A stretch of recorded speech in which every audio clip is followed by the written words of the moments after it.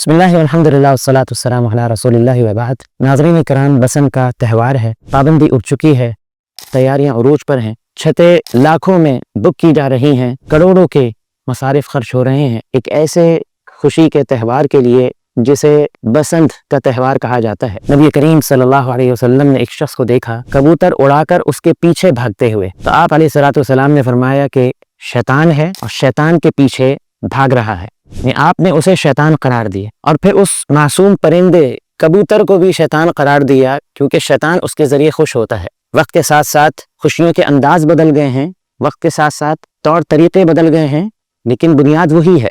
حقیقت یہ ہے کہ یہ ہمارا تہوار نہیں ہے، اور اگر آپ اس کی تاریخ پڑھیں گے تو یہ بھی ان تہواروں میں شامل ہے جو اغیار سے لیا گیا ہے، خاص طور پہ اس وقت جب اس تہوار کے اندر کسی بھی قسم کا کوئی دینی یا دنیاوی فائدہ ہمیں نظر نہ آئے۔ ہمارا دین اسلام خوشی منانے سے یا تفریح سے، جائز تفریح سے روکتا نہیں ہے، بلکہ اس کی ترغیب دلاتا ہے۔ لیکن ہر وہ ایکٹیویٹی، ہر وہ تہوار، ہر وہ خوشی کہ جس کے اندر فائدہ تو دور کی بات نقصانات ہوں، دینی اعتبار سے، جانی اعتبار سے، مالی اعتبار سے، معاشرتی اعتبار سے، عقلی اعتبار سے، تو وہ تہوار کیسے صحیح اور درست ہو سکتا ہے؟ اور انفرادی طور پر نہیں، ایک پوری قوم مل کر کیسے اس تہوار کے اندر جو ہے وہ مشغول ہو سکتی ہے، اور باقاعدہ ایک قومی اور ملی جذبے کے تحت اس تہوار کو منایا جا سکتا ہے، جیسا کہ بسنت میں ہو رہا ہے۔ حقیقت یہ ہے کہ جب یہ تہوار منایا گیا، کتنے گھر ایسے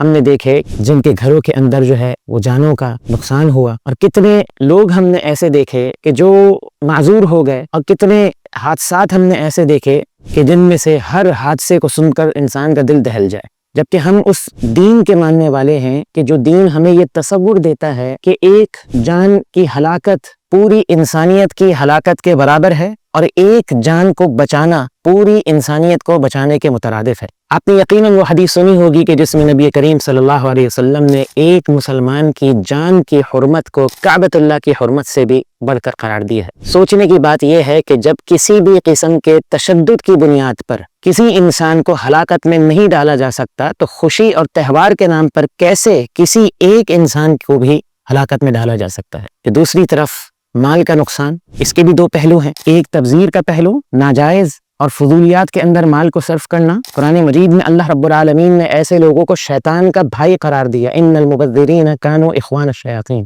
اور دوسرا پہلو اسراف کا ہے۔ جائز معاملات میں بھی ہمارے دین نے، اللہ رب العالمین نے یہ پسند نہیں کیا کہ اسراف کیا جائے، ان اللہ لا يحب المسرفین۔ پھر اس کے اندر جو ہے وہ اور دینی اور معاشرتی نقصانات، مخلوط محفلیں، مکس گیدرنگ، موسیقی، بے حیائی، آلات موسیقی، نمازوں کا ضیاع، وقت کا ضیاع، اتنے نقصانات اور مفاسد ہیں کہ آپ گنتے رہیں اور وہ ختم نہیں ہوں گے۔ اور اس کے مقابلے میں ہم دیکھتے ہیں کہ اس میں ہمیں کوئی دینی یا دنیاوی فائدہ نظر نہیں آتا۔